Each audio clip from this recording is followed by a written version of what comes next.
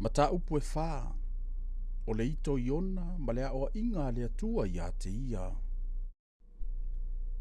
Ua matua le anga lava le nei mea ia iona, ua ita lava o ia. O na tatalo ai le o ia ia Jehova ua whape atu.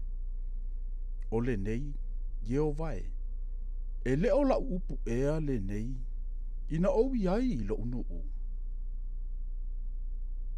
O le mea fo i lea na o mua isola ai ta sesa, a wa ua ou iloa oe o lea tua alofa fua, ma lea lofa muti muti vale.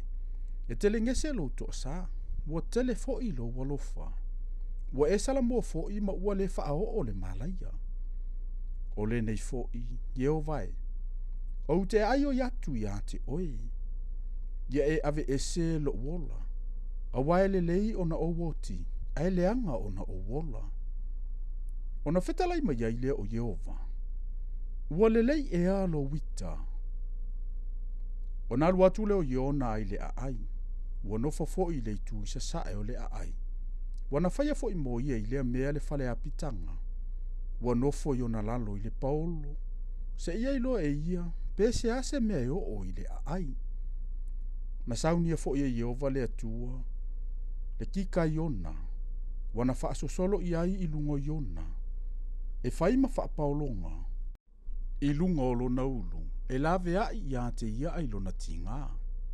Ona matua fia ai leo Iona, ona o le kika Iona. Wo ina malama e o le tae au. Ona saunia le ele atua o le anufe.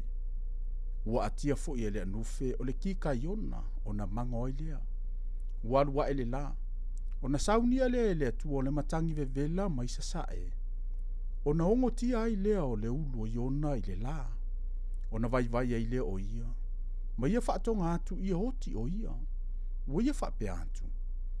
Ele lei ona o woti, ai leanga ona o wola.